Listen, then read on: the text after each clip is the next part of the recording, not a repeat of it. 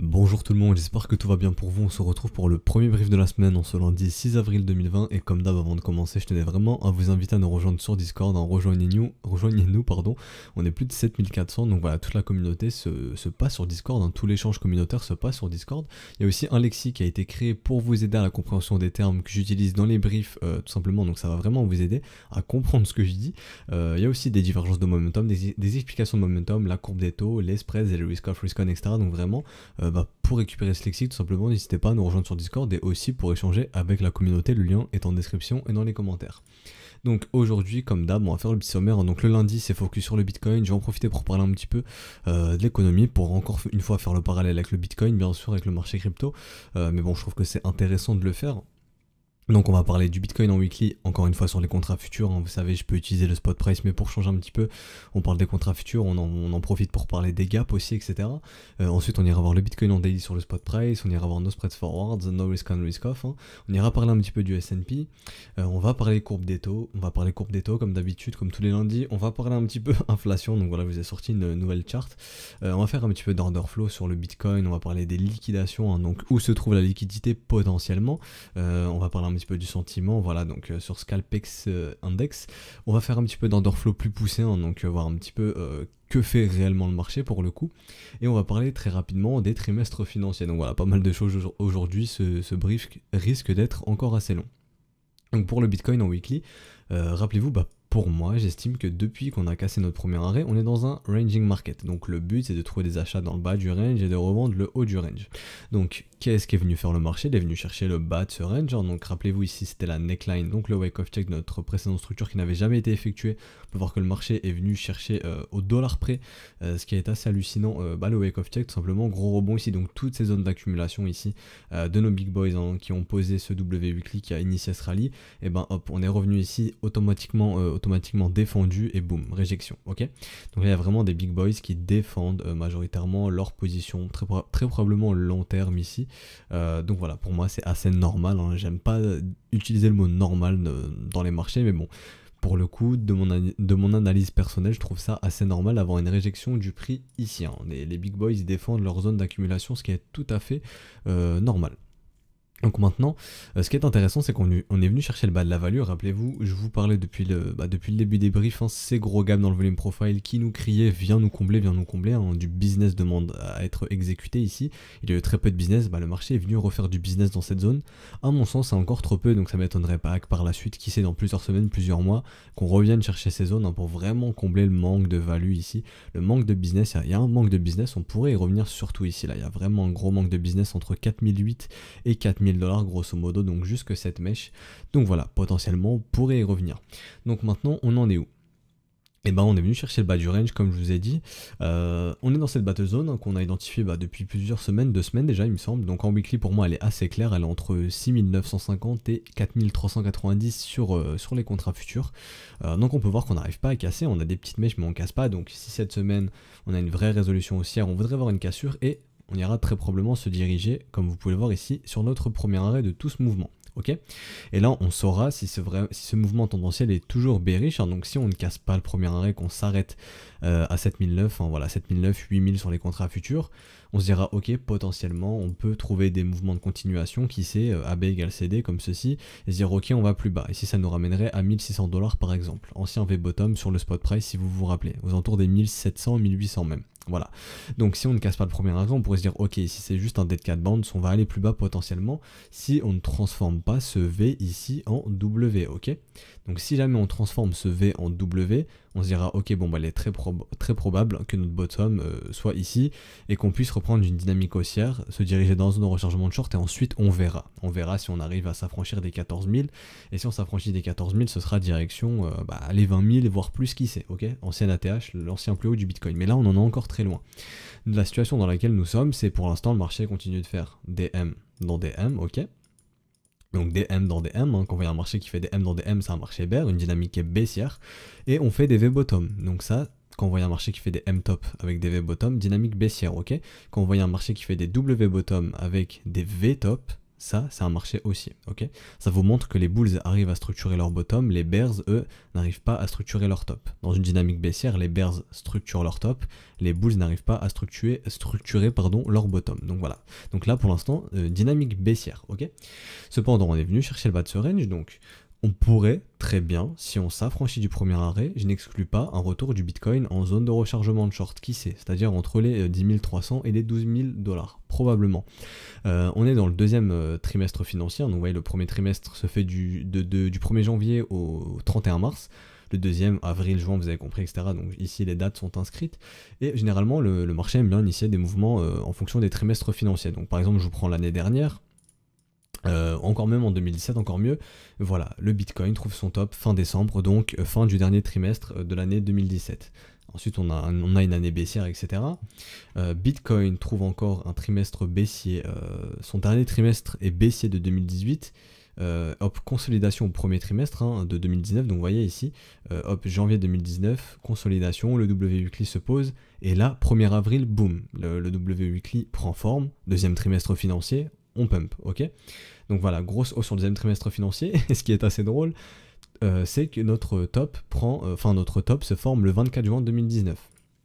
On regarde, et on voit que fin juin, début de juillet, troisième trimestre financier, donc nos big boys posent le top avant de partir en vacances, parce que oui, il faut savoir que nos big boys sont en vacances, ils sont sur leur yacht au troisième trimestre, l'été ils n'ont pas que ça à foutre de rester derrière leurs écrans, bon, même s'il y a des gens qui sont là pour trader, mais bon, les gros portefeuilles se cassent, ils ont l'argent pour, j'ai envie de vous dire qu'ils profitent, qu'ils partent en vacances, et c'est ce qui fait que généralement on connaît des phases de range sur les marchés pendant le troisième trimestre. Les market makers s'amusent, il y a beaucoup moins de liquidité vu que nos big boys sont pas là, et c'est le paradis des market makers qui s'amusent à bouffer tous les stops. Donc on s'emmerde, troisième trimestre financier, le marché fait quoi? Il est range. On arrive en septembre, fin septembre, les big boys reviennent, boum, décision.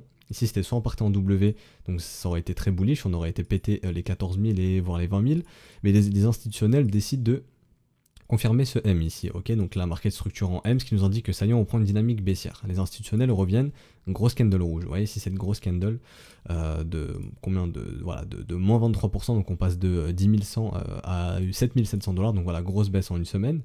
Donc voilà, les institutionnels reviennent, hop, les institutionnels clairement ici sont bears, ce qui nous indique qu'on repasse dans une dynamique baissière. Hop, on a le premier trimestre financier ici qui est toujours baissier, deuxième trimestre aussi, le premier trimestre, le dernier trimestre justement de l'année 2018 est baissier, le premier trimestre on a un petit rallye contre tendance mais ça se termine mal, et là on est au deuxième trimestre, donc on pourrait se dire potentiellement deuxième trimestre financier, pourquoi pas faire un rallye contre tendance, en vue de l'halving aussi, faut pas l'oublier, l'halving peut servir de buy, de rumor, sell, de news, on va dire, donc voilà, faire un petit rallye contre tendance pour l'halving avant de potentiellement trouver un top, ça ferait sens, surtout qu'on est venu chercher le bas du range, on pourrait revenir chercher le haut du range, et comme je vous l'ai dit, petit rallye contre tendance deuxième trimestre. Troisième trimestre, les big boys partent en vacances, les big boys vendent, prennent des profits, voilà, tranquillement, ils sécurisent leur portefeuille, et ils pourraient faire ça ou dans la zone de rechargement de short idéalement. Donc c'est pour ça que je n'exclus pas, si jamais on s'affranchit du premier arrêt, un petit retour en zone de rechargement de short, tout simplement. Donc voilà, je peux quitter sur les trimestres financiers, mais j'espère que vous avez saisi un petit peu la chose, comme ce qu'on a fait ici au final, W weekly, premier trimestre le marché ne fait rien, deuxième trimestre la décision, les institutionnels sont boules, on commence le deuxième trimestre avec une grosse cassure, le W weekly se confirme, rallye contre tendance qui vient chercher les 61,8%, donc la zone de rechargement de short, si je prends le mouvement depuis les 20 000 $, donc hop comme ceci. Oui, bien, on va bien chercher les 0,618 ici, donc je pourrais même étendre sur les contrats futurs, donc voilà 0,618, et ensuite troisième trimestre, le marché fait rien, voilà, les institutions sont en vacances, on range, ils reviennent, ils structurent le M. On pourrait faire potentiellement la même chose, petit rallye contre tendance au deuxième trimestre, troisième trimestre, on fait rien, on range, et ensuite on regarde. Si les institutionnels décident d'être bulles sur Bitcoin, d'avoir une continuation haussière, on pourrait dire ok, on peut aller se refrotter là-haut et avoir une extraction haussière. S'ils sont bears, on pourrait se dire ok, ils ont décidé de vendre le haut du range, résolution baissière, on structure un nouveau M et potentiellement revenir tester le bas du range, voire pourquoi pas par la suite avoir une extraction baissière, qui sait. Voilà. Mais pour l'instant, en gros, c'est un petit peu l'idée du marché que je me fais, que potentiellement essayer de s'affranchir de la battle zone. Ici on voit ce qui se passe au premier arrêt, si on rejet au premier arrêt c'est très bear, on attend de voir si ce V se fait casser et qu'on va plus bas, on va sous 3000, ou si ce V se transforme en W, on se dit ok, ici c'était notre bottom. Ou alors, si on reste sur un V, pourquoi pas, et qu'on casse le premier arrêt, pourquoi pas se diriger dans la zone de rechargement de short, pourquoi pas. Donc voilà, c'est un petit peu à mon sens le scénario des prochaines semaines.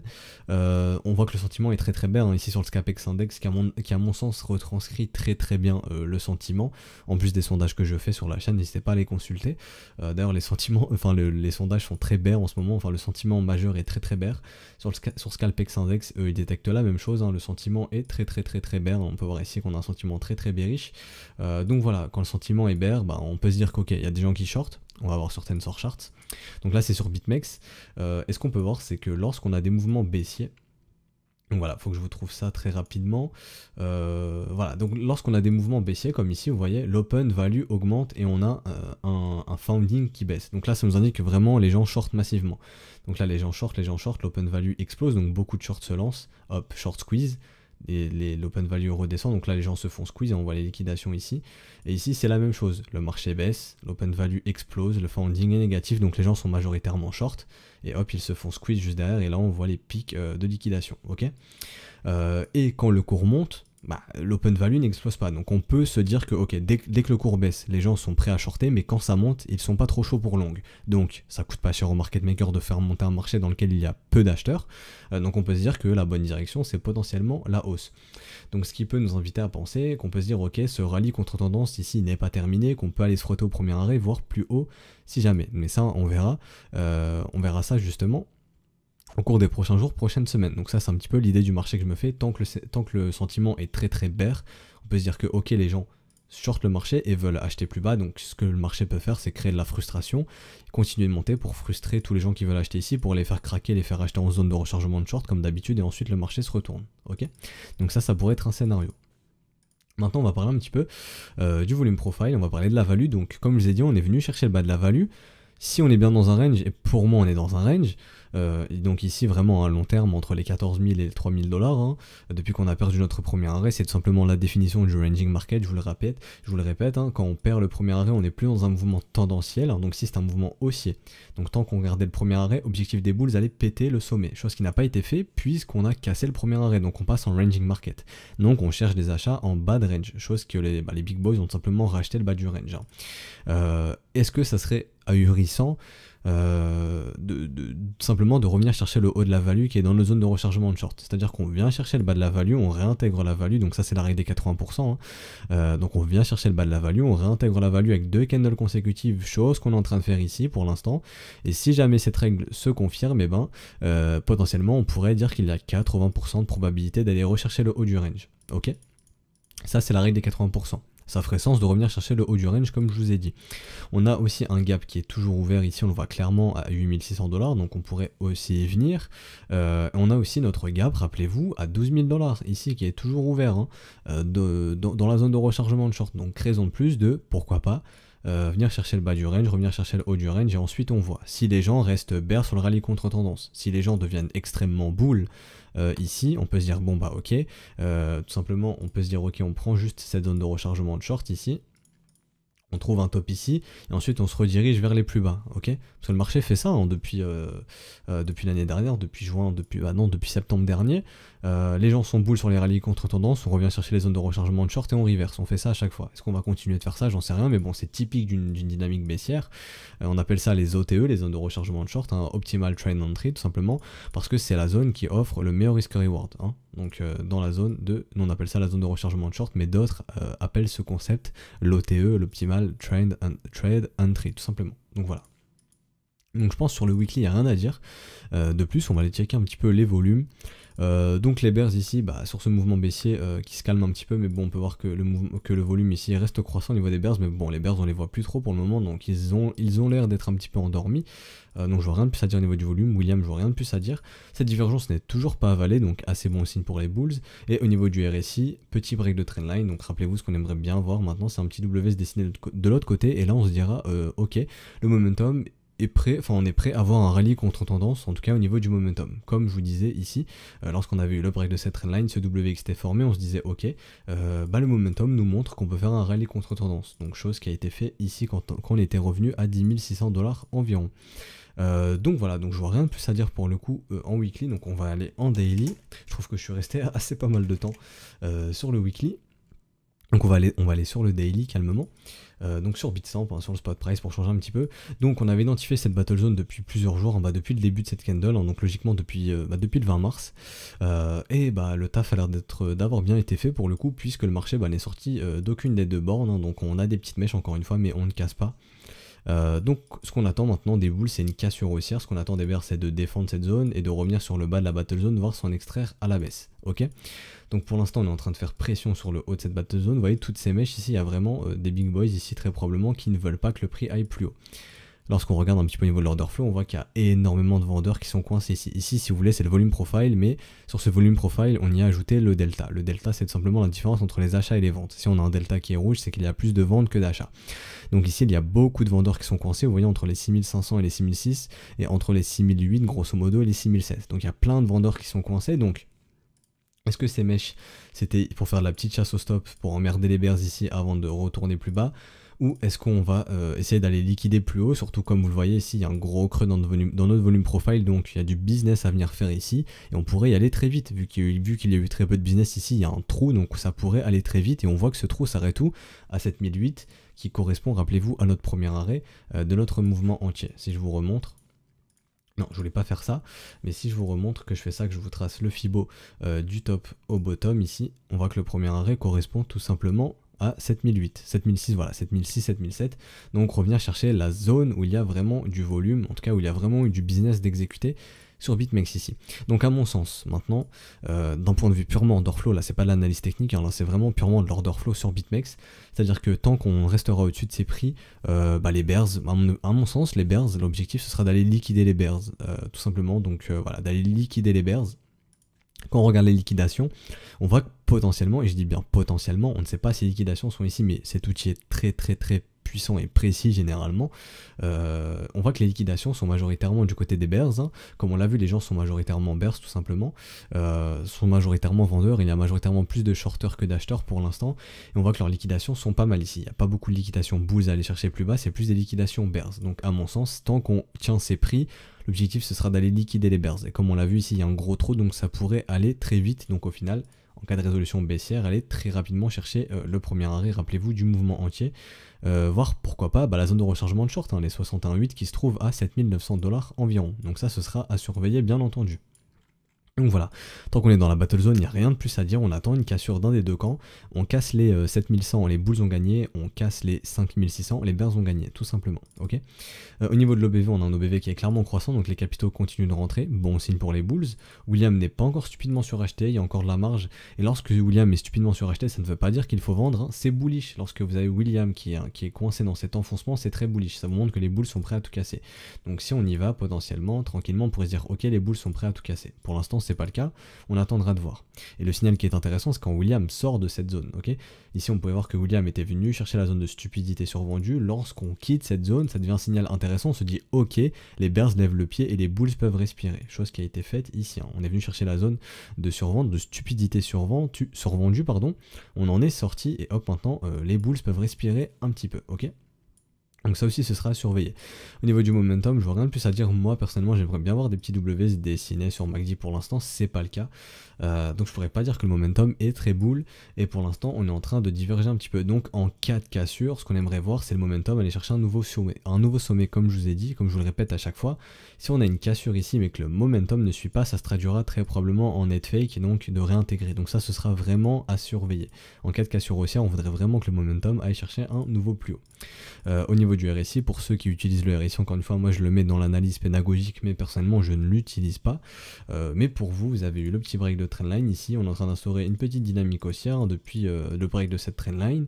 On peut voir que le momentum sur le RSI ne trouve toujours pas de sommet. Donc c'est à dire que tant qu'on ne voit pas de M de l'autre côté de cette trendline ici, on se dira pas ok, les bears se remontrent. Donc pour l'instant sur le momentum, les bears ne se remontrent pas sur le RSI, donc tant qu'on ne voit pas de M, potentiellement le RSI pourrait monter, donc le cours aussi poursuivre ce rallye contre-tendance, parce que oui, je le répète, à mon sens, on n'est que dans un rallye contre-tendance, on ne peut pas parler de dynamique haussière, donc de marché haussier pour le moment, ok. Donc voilà, donc je pense que pour le daily c'est fait, je vois rien de plus à dire pour le coup. Au niveau du volume profile, on voit les creux, vous voyez ici un gros creux, donc on pourrait revenir faire du business ici qui correspond à la zone de rechargement de short. On va aller voir un petit peu en 1 heure. En 1 heure, donc en 4 heures d'ailleurs, rappelez-vous ce setup qui est complètement déclenché, personnellement pas pris puisque risk reward, je vous avais expliqué, ne m'intéresse pas. On était à 1,75 de risk reward et je cherche au minimum 2,5, donc ça ne m'intéresse pas. Mais on peut voir que ce setup est bien déclenché et on voit que les bulls sont à break-even, c'est-à-dire que les bulls sont safe. Si on revient ici, les bulls sortent sans perte. Donc quoi qu'il arrive sur ce setup, les bulls sortent sans perte, ok? Donc voilà, donc ça c'était pour le setup en H4 qu'on avait identifié et ça target maximum les 8365, donc au final revenir dans la zone de rechargement de short. Donc là on va aller sur Bitfinex pour l'analyse en 1 heure. Vous le savez, j'utilise bien Bitfinex et on avait dessiné ce setup AB égale CD, donc R2D2 comme nous on l'appelle. Donc je vous avais posé, non je voulais pas faire ça, je vous avais posé le premier creux ici, donc on peut voir que le marché, tout simplement il a décidé d'aller bust ce creux, donc c'est pas grave, on n'avait pas, le trade n'avait pas été déclenché, donc je vais vous retracer ça comme il faut, du coup je vais vous actualiser ça, donc je vais cloner, hop comme ceci, je vais déplacer, et je vais vous mettre setup AB égale CD, et maintenant le prochain creux est ici tout simplement. Donc ça c'est notre ultime creux, donc pour encadrer notre setup AB égale CD, donc hop, je vais pouvoir faire ça, et on peut voir que, qu'est-ce qu'on a? On a notre premier creux, notre second creux, notre troisième creux, donc là on pourrait se dire, ok ce setup est en train de prendre vie, on pourrait avoir un mouvement de continuation haussière ici, AB égale CED qui pourrait nous ramener à 7700 comme par hasard, comme on l'a vu rechercher ici l'ancienne zone de business suite à ce gros creux dans le volume profile qui correspond aussi à notre premier arrêt. Donc voilà, donc ça ce serait pour le setup de continuation bullish. Donc là il est en train de se mettre en place, donc personnellement pour le prendre ce que j'aimerais voir c'est ici un petit W se former tout pile sur les 0,25, ça serait nickel, et le trade ce serait tout simplement ça, l'entrée se fait ici, le stop sous le creux, et ça nous offre notre 3 de risk reward avec la target max ici, donc voilà 2,94 ici, donc quasiment 3. À 0,5 on passe le stop à break-even, c'est à dire que la position est sécurisée, quoi qu'il arrive on ressort sans perte. 0,66 trailing stop, donc tout simplement le stop bouge, donc c'est à dire que par exemple si le marché fait ça, nous fait un M ici, on est autorisé à sortir, on n'est pas obligé d'attendre la target max qui ici pour le coup est à 7700. Donc voilà, donc si le marché se déplace harmonieusement on va dire, harmoniquement, je sais pas du tout, en tout cas de façon harmonique ou harmonieuse, je sais pas du tout si mon français est correct, je pense que les deux se disent, on pourrait imaginer un mouvement AB égale CD qui nous ramène à 7700 $. Donc voilà, ça ce serait pour le setup AB égale CD. On va aller voir un petit peu ce que nous dit l'OBV, le volume, etc. Donc là sur Bitfinex, les bears ne se montrent pas, on a toujours un volume qui est majoritairement acheteur, même si ici les bulls, on voit qu'on a un volume décroissant, donc là on aimerait bien que les bulls se réveillent. Au niveau de William, il n'y a rien à dire. Au niveau du momentum, on commence à revoir des petits W se dessiner. Donc voilà, on pourrait se dire qu'en 1 heure, les bulls commencent un petit peu à récupérer le momentum. Ok, donc les bulls sont, à mon sens, en train de récupérer le momentum potentiellement, et on pourrait se dire que on est en train d'essayer d'avoir une petite zone de squeeze ici. Vous voyez, on a un momentum qui fait tout simplement des creux et des sommets, on a une compression des creux et des sommets. Vous voyez ici on a des sommets descendants, des creux ascendants, donc ici vous voyez compression, on attendra de voir la résolution. Donc ici on peut se dire il y a une compression qui se prépare et ça pourrait donner vie potentiellement au setup ici, ok. Donc c'est ce qu'on va surveiller. Je vois rien de plus à dire sur du court terme, voilà, sur Bitfinex on avait aussi identifié la battle zone qui est exactement la même, et pour le coup je pense que je vais tracer le Fibo global comme ceci, hop, comme ça je l'aurai aussi sur Bitfinex comme ceci. Donc hop, donc le premier arrêt qui est ici à 7700 et la zone de rechargement de short qui est ici. Donc voilà, donc sur Bitstamp c'est bon pour le coup, donc voilà, on a parlé du setup en 1 heure, en 4 heures, etc. Donc voilà, je le répète, setup en 4 heures qui target à 8003 et en 1 heure à 7700. Donc voilà, ok, donc les setups sont en train de se déclencher. Donc voilà, je vois rien de plus à dire. En daily on a parlé de tout ça, donc on va aller voir un petit peu maintenant les spread forwards.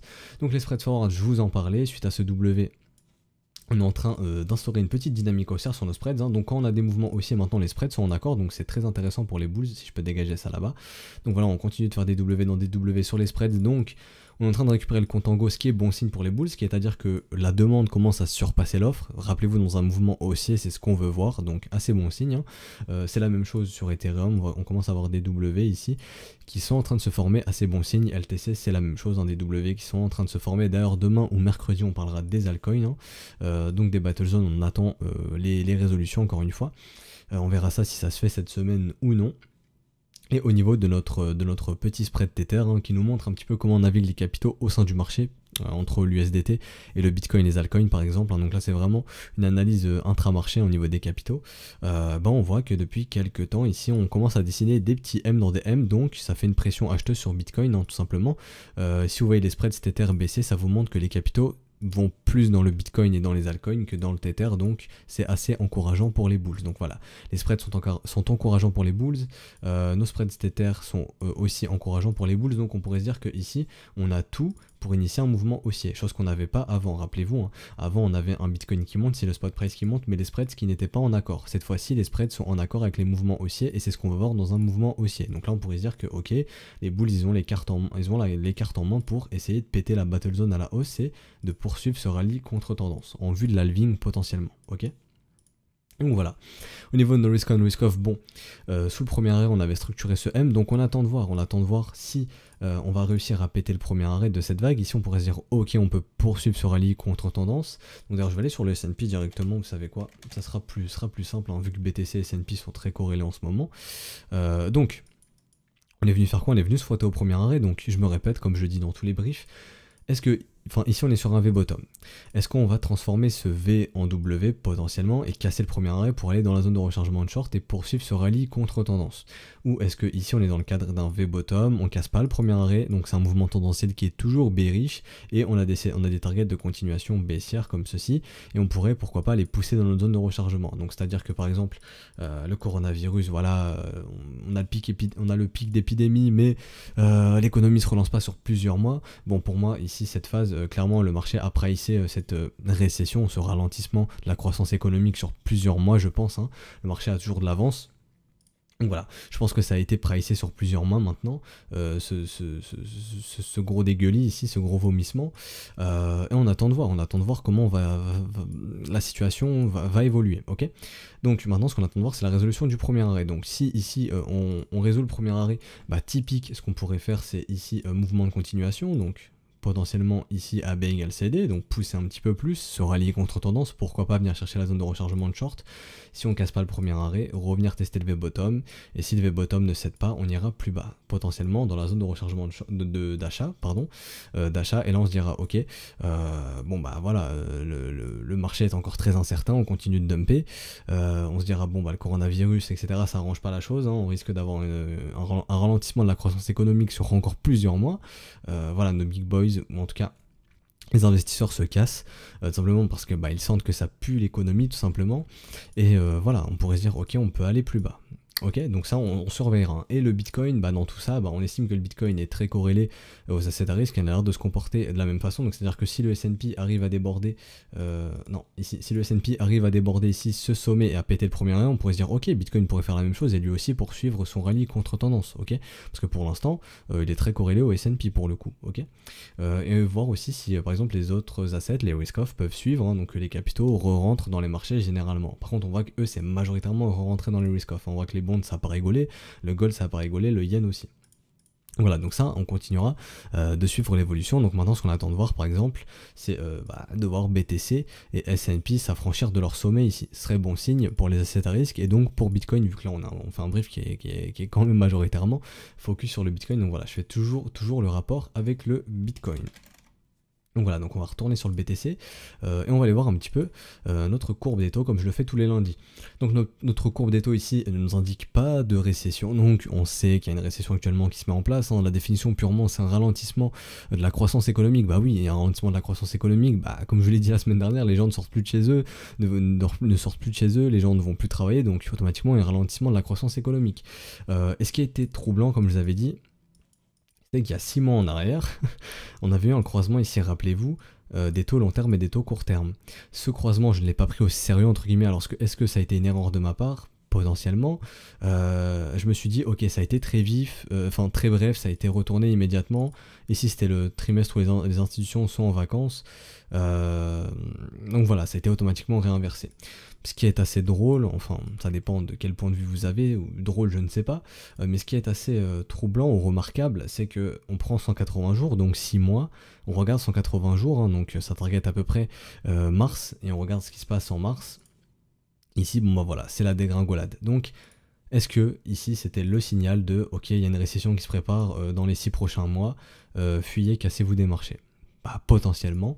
Peut-être erreur de ma part ici de ne pas avoir pris au sérieux ce petit croisement, parce qu'on peut voir que ça s'est inversé directement derrière. Donc est-ce que voilà, notre courbe des taux nous avait donné un petit peu la puce à l'oreille? Est-ce que voilà, c'est entièrement le coronavirus? Bon, on saura jamais. Le coronavirus y est pour quelque chose, hein, clairement. Mais voilà, est-ce que la courbe des taux nous avait prévenu un petit peu? C'est la question qu'on peut se poser. Donc voilà, donc cependant, pour le moment, on a toujours des taux à long terme qui sont supérieurs à des taux court terme, donc de ce côté, ça va assez bien. Bon, la planche à billets, elle tourne, hein, ils essayent de ralentir au maximum cette récession qui prend place, voilà, en injectant un maximum d'argent dans l'économie pour éviter la récession. Est-ce qu'ils font bien les choses? Est-ce que c'est pas bien? Bon, c'est pas à moi de juger, encore une fois. Créer de l'inflation, c'est leur problème, c'est pas le mien. D'ailleurs, on va en parler de l'inflation.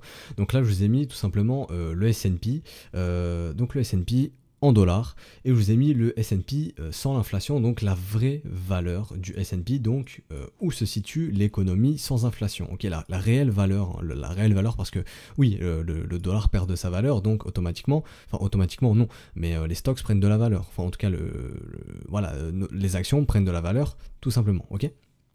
Donc ce qui vous fait que vous avez l'impression de voir une méga bulle sur le S&P, mais si vous regardez sans inflation, bah pour moi il n'y a pas de méga bulle ici, ok. Et ce qui est intéressant de voir, c'est que ici c'était au top de la crise, avant la crise de 2008, donc la crise des subprimes, et ce qui est intéressant, c'est qu'on est revenu en 2020 rechercher le top avant la crise des subprimes, ok. Donc très intéressant de constater ça. Et ça me fait assez rire, hein, de dire que Trump, voilà, quand Trump tweet oh là là, nouvelle ATH sur le S&P, oh là là, l'économie US est la plus forte, enfin l'économie US n'a jamais été aussi forte, alors que non, Trump, on regarde sans inflation, ton économie en 2020 elle était égale à celle de 2007, on n'est jamais revenu chercher les sommets de la bulle internet en 2020, voilà, on n'est jamais revenu chercher les sommets ici, et encore pire à l'heure actuelle, si on trace comme ceci, on voit quoi? On voit qu'on est sur des niveaux de 1995, donc l'économie actuelle elle est au même niveau que 25 ans en arrière. Donc voilà, de là à me dire que l'économie US est au sommet, n'a jamais été aussi forte, bon, petit foutage de gueule, mais bon, voilà, Trump il fait son taf, on peut pas lui en vouloir. Mais tout ça pour dire que, est-ce que ici on n'est pas en train de dessiner un énorme épaule-tête-épaule comme ceci, et on pourrait se dire, ok, il y a quelque chose qui se prépare d'énorme après cette crise, hein, est-ce qu'on se dirige vers une énorme crise financière, potentiellement? Est-ce que quand celle-ci sera passée, on va se diriger potentiellement vers un retour en zone de rechargement, pour structurer cette épaule-tête-épaule et se dire, ok, on va avoir des années folles? Je vais pas rentrer dans les détails, mais en gros actuellement on est en transition, on est en train de passer dans un cycle de croissance, actuellement on était dans un gros cycle de peur, donc voilà, les gens ont peur d'entreprendre, il y a moins de travail, donc voilà, vous avez connu cette période, hein, etc.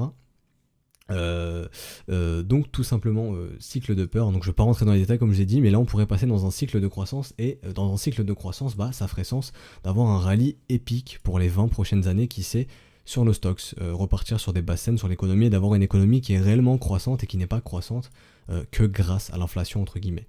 Voilà, et potentiellement revenir chercher les sommets de 2000, voire même plus haut, qui sait, ok. D'ailleurs, je vous ai mis la même chose sur le gold, donc on peut voir que le gold ne fait rien si on retire l'inflation, la réelle valeur du gold ne fait rien, le gold est toujours à des mêmes valeurs qu'en 2006 par exemple, et voilà, il est resté bloqué là-dedans depuis 2015 dans ce méga range. Est-ce qu'on aurait une extraction à la hausse, tout simplement quand l'économie repartira un peu? C'est ce qu'on peut se dire, donc ici encore une fois c'est avec inflation, ici sans inflation, et je vous ai mis la même chose avec le dollar, hein, donc je vous apprends rien, le dollar perd de sa valeur. Voilà, si vous regardez un petit peu des séries américaines qui se passent un petit peu dans le passé, années 1800, années 1900, bon bah voilà, bon là je fais un petit peu hors sujet, mais vous entendez souvent, voilà, avec 2 dollars tu pourras acheter tout ça, bon maintenant avec 2 dollars vous faites rien du tout, bah, tout simplement parce que le dollar perd de sa valeur, hein, donc les prix augmentent tout simplement. Mais voilà, donc là je vous apprends rien, mais si on regarde, si on prend du recul, on enlève l'inflation tout simplement, bah, on voit que les marchés ne font rien depuis quelques années, hein, que l'économie n'est pas à son sommet. Clairement l'économie était à son sommet ici dans les années 2000 et elle n'est plus jamais revenue chercher son sommet.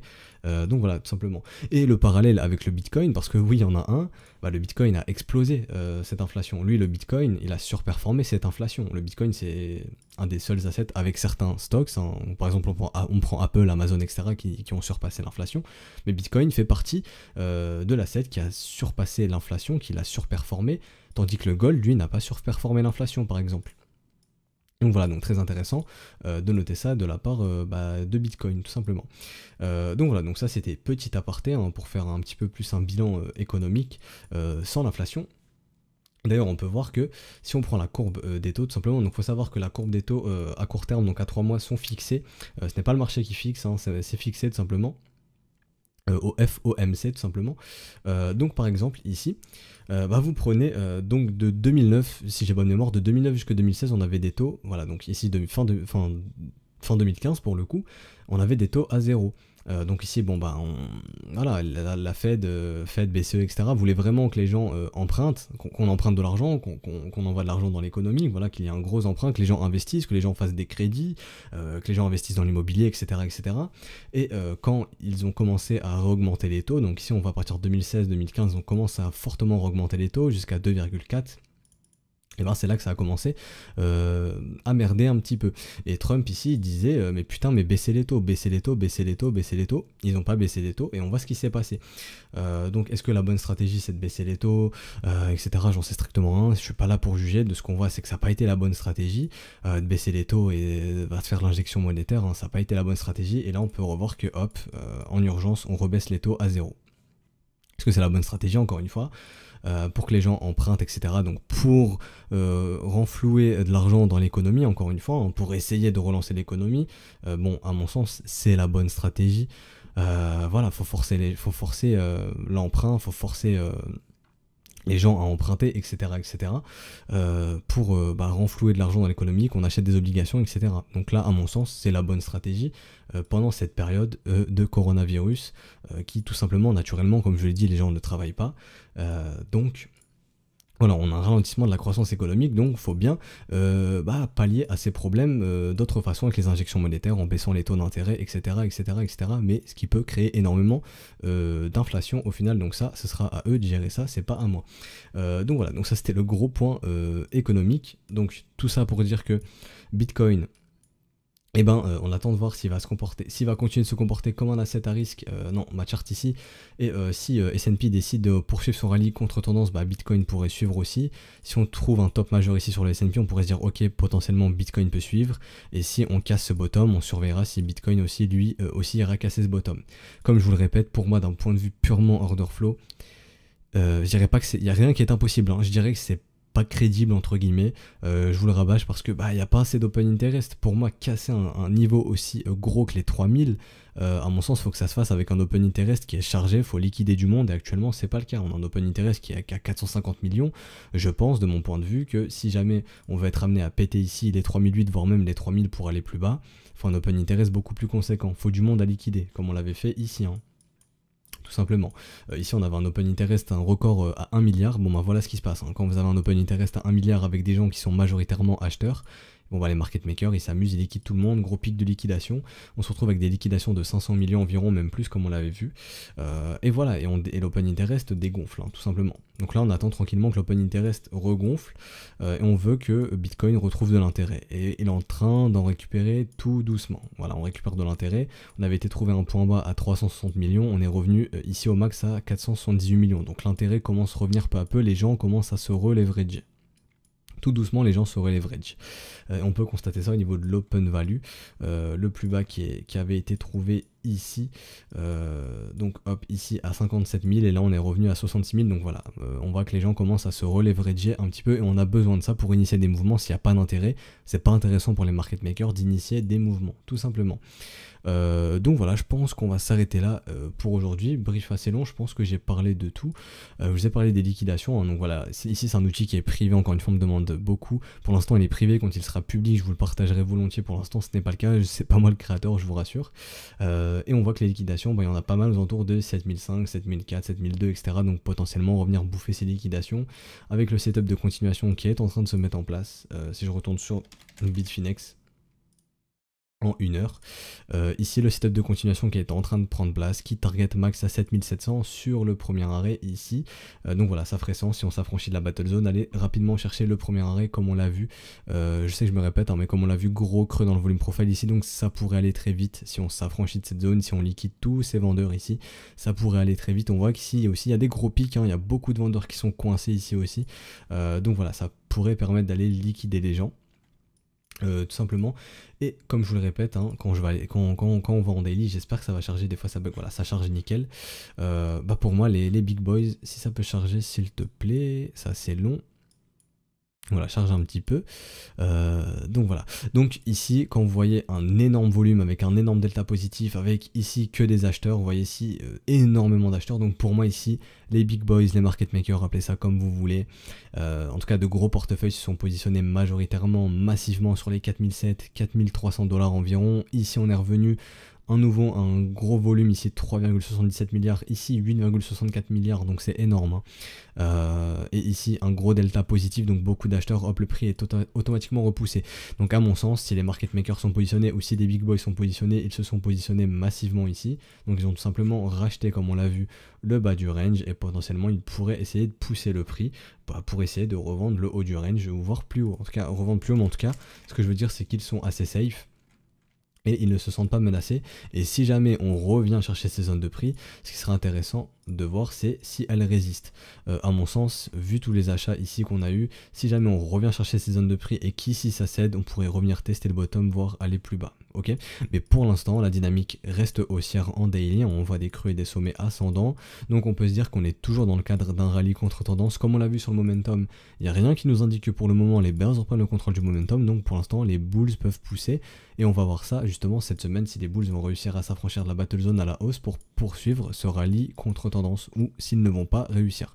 Donc pour l'instant je vois rien du tout d'autre. Je pense que j'ai parlé un peu de tout, hein. J'ai parlé des setups de continuation, j'ai parlé de la battle zone, oui je pense que j'ai parlé de tout. Donc voilà, les setups sont en place. Donc voilà, je pense qu'on va s'arrêter ici pour aujourd'hui. Assez gros brief, je trouve. Donc voilà, je vous invite clairement à vous abonner. Donc voilà, c'est un brief quotidien du lundi au vendredi. Si le marché bouge pas tellement, on fera 3 briefs, comme vous le savez, minimum par semaine, lundi, mercredi, vendredi. Donc si demain le marché ne bouge pas, il n'y aura pas de brief. Si le marché bouge, il y aura un brief, hein, vous connaissez le topo. Voilà, donc abonnez-vous, likez, commentez, ça aide, hein, ça aide au développement de la chaîne. Rejoignez-nous sur Discord, vraiment, je vous invite à nous rejoindre. Tout se passe sur Discord, l'entrée se passe sur Discord, la communauté se passe sur Discord, donc vraiment rejoignez-nous, je vous invite vraiment à nous rejoindre, le lien est en description et dans les commentaires. Donc moi je vous souhaite un excellent début de semaine, faites très attention à vous, encore une fois je vous le répéterai toujours en fin de brief, faites très attention à vous, et on se retrouve donc peut-être demain ou mercredi, on verra si le marché bouge. Allez, ciao tout le monde.